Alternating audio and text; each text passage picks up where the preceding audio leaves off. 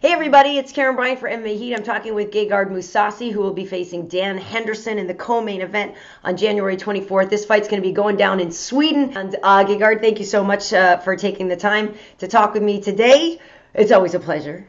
Thank you, Karyn. Thanks for having me. So listen, it's a great fight. I think it's kind of a throwback to Strikeforce. I'm surprised you guys actually never met back then. But what do you make of the matchup with Hendo? I like the matchup, and Dan Henderson is a legend, so it's a good fight for me, I think.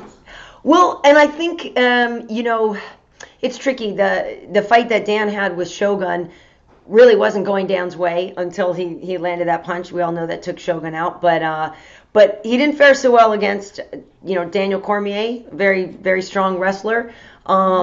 Did you see kind of a recipe in the way that DC beat Dan, a way for you to win as well? Well, I think DC had a lot of weight advantage, and he put the high pressure on high tempo on Dan Henderson. Dan Henderson is a little bit older now, so I think that's the key to beat him is a high tempo. Yeah, a little bit like a lot of movement.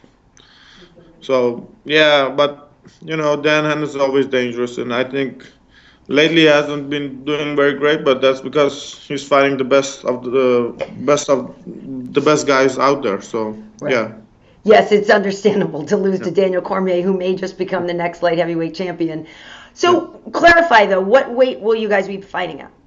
I thought 185. I don't know, but for me, doesn't matter. Doesn't matter. Well, because I know that Dan a while back was saying that 185, was hard for him to make, obviously as he got older, so he preferred 205. But as we see, 205, he's so small guy.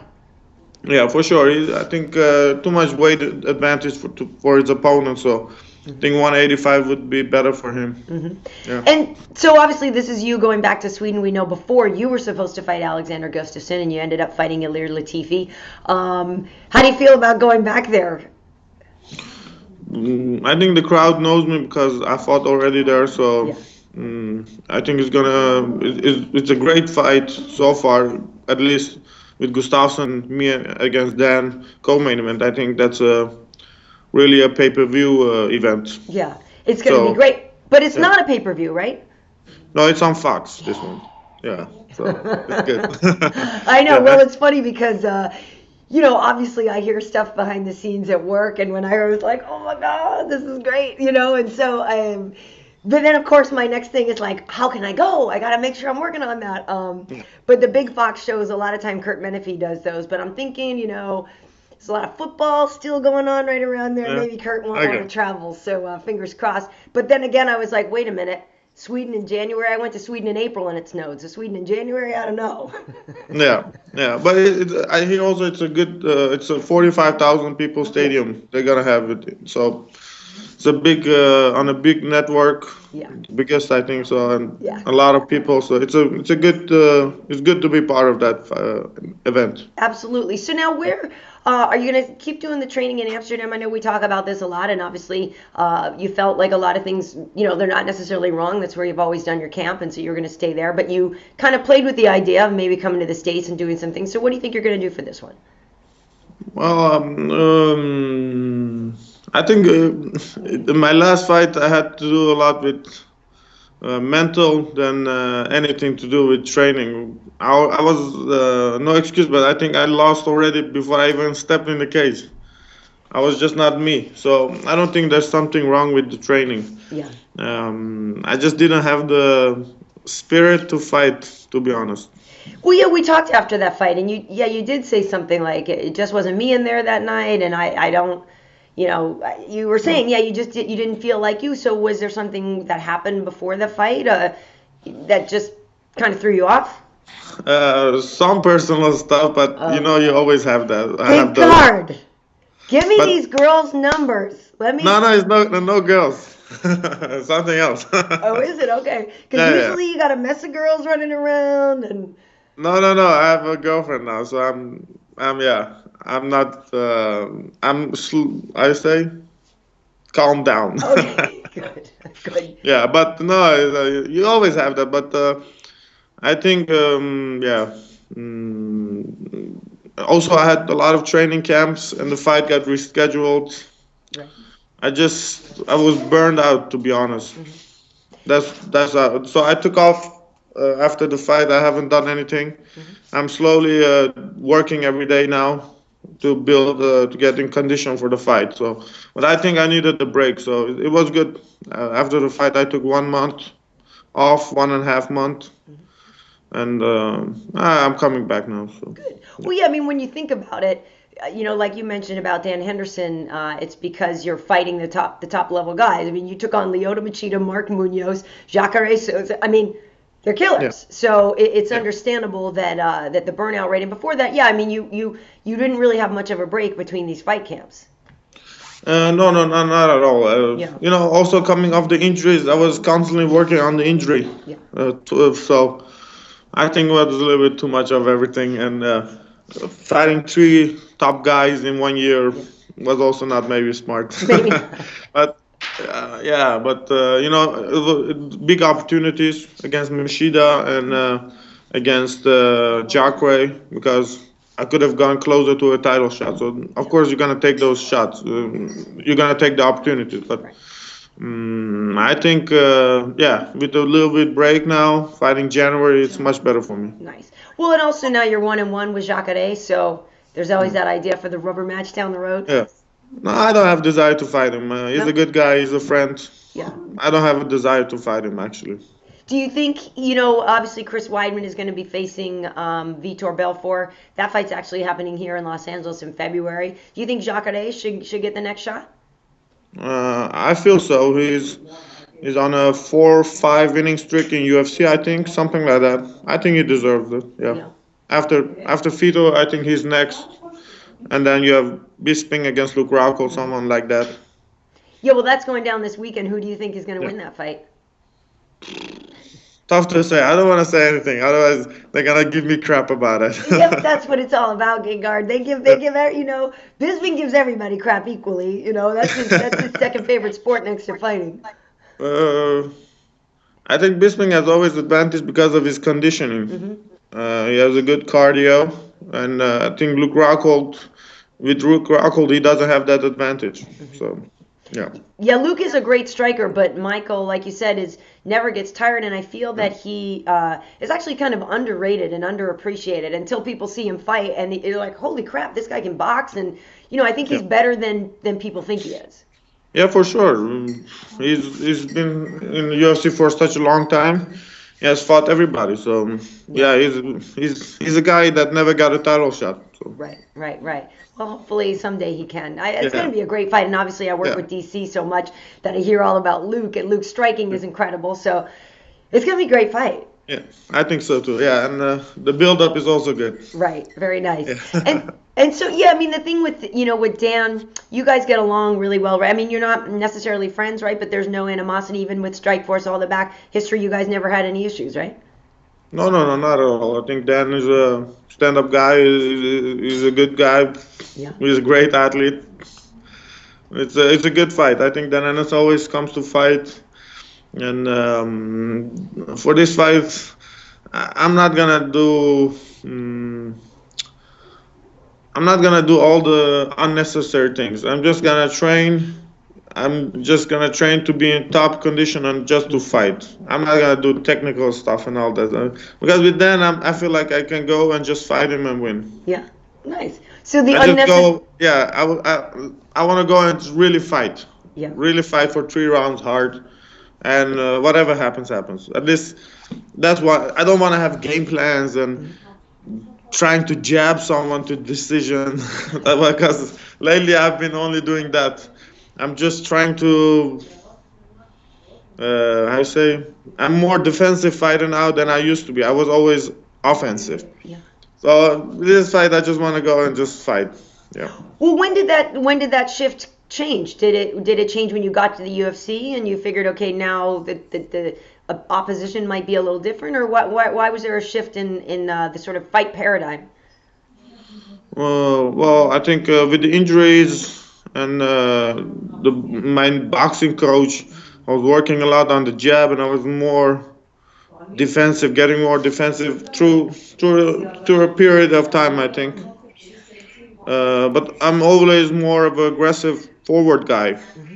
I didn't go forward last fight. Against Latifi, I was just jabbing. I don't know. Well, you were hurt against Latifi though, and I think you were also Yeah, that pissed one. off that it wasn't Gus. Yeah, that one. I really was injured. I already had torn my ACL, and at the last 1 2 weeks before 3 weeks before the fight, it was even popping out. So that I really couldn't do anything more than that. But No. yeah, it was not good. But with Mark Munoz, I mean, I don't know if there was I don't think you just jabbed Mark Munoz. Whatever you did was effective until you finished him. Yeah, I was also a little bit also defensive, but Mark Munoz was bringing the fight, and I was able to always get on top of his offense. So that made me more do a lot. Yeah. Let's say if Mark Munoz would have not do a lot, probably I would have just keep jabbing him. I don't know. Guard. Yeah. I need to change things up. Yeah. Well, I told you if you do come to LA, I'm going to Yeah. take you over to Justin Fortune's gym. Not no disrespect to your boxing coach, Yeah. but Justin, is a former heavyweight contender, and he knows to do a lot more than just jab. So Yeah. We need to Well, change things. Yeah. the other thing is too is when you fight Jacare, you do have to be so careful. Everybody's so worried about the takedown, and he's so fast and explosive. So I can understand with a fight with Jacare that you might have to go in there with a real game plan because Yeah. if you're just reactive, you might already get caught. I don't know. Yeah. And also, the cage wasn't my big favorite because the cage was so much smaller. Oh, right, I was I was constantly with my back on the cage, but right. that's my own fault. I should have never even been in that position. Yeah. But the cage wasn't, let's say, it wasn't a favorable cage because it was much more smaller than the normal one. Hmm. But besides that, I should have even. It doesn't matter. I should have. I should have got my things in the fight. Yeah. Yeah. All right. Well, yeah, it's all about you, Gegard. Think me Yeah. first, my fight, do what I want to do. I can't blame the cage. Yeah. It's the cage, it's this, it's that. Yeah. Yeah, but no, but I mean, I have to say it's kind of neat because you've obviously been doing this for quite some time, and you're still, evolving as a fighter. I mean, it's kind of cool to hear that you're still learning things about, the best way for you personally to approach this. Yeah, for sure. I think I'm more mature, but I think I changed too much on my fighting style. Yeah.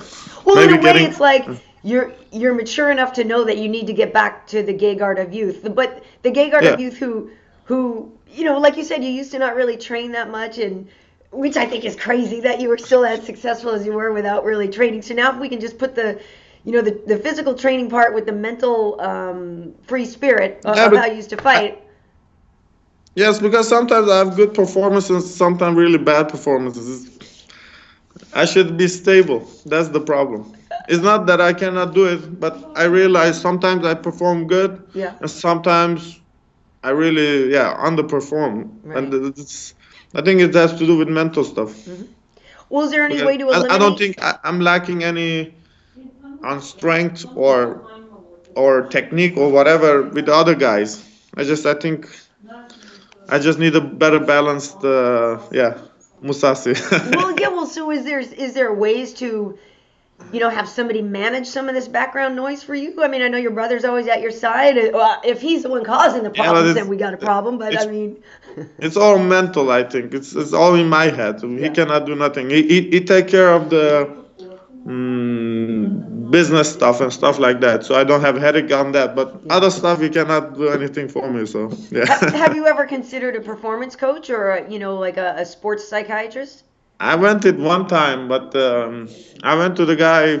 I paid him I don't know how much money, but it was too much. I felt, and I talked 1 hour about myself, Yeah. and then he said, "Okay, come next week. We talk about other stuff." I was like, "Well, yeah." I felt not. I felt screwed, so I didn't Yeah. go anymore. Well, listen, Gegard, we could set up a weekly Skype chat. I can help you out, and you can pay me a lot less. Sounds good. And I'll Sounds just good. sit there and tell you, go, dude, come on, get after it. That's all you need Yeah. to know, right? No, but I don't know. I don't really believe in it. No? No.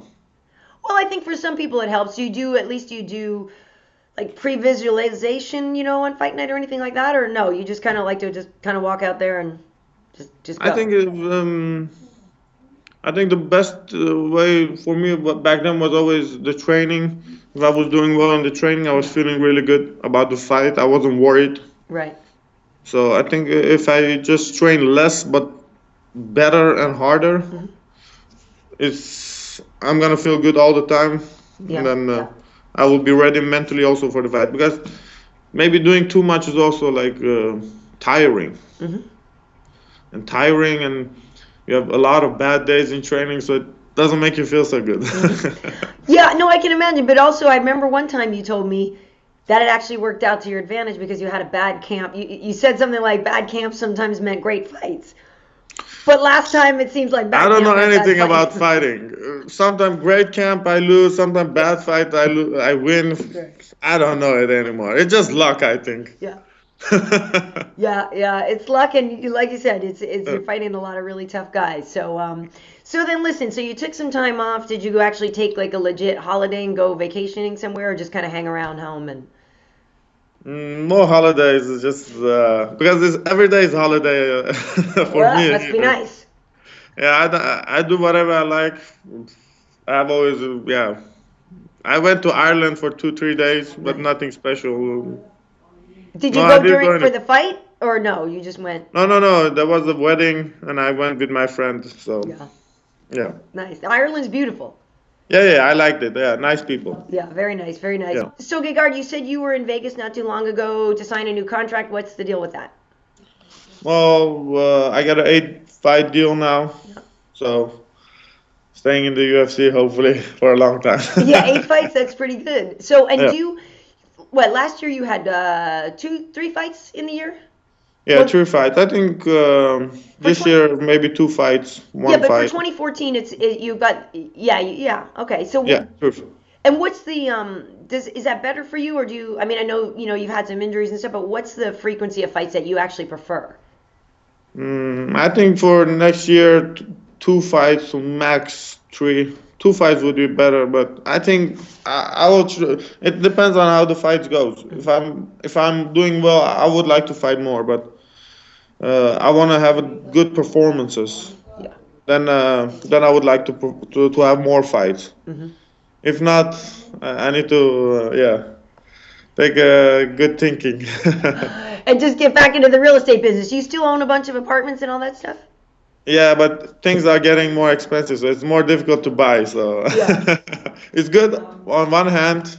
I have more value in my investment, but other hand, you can buy nothing. So Right.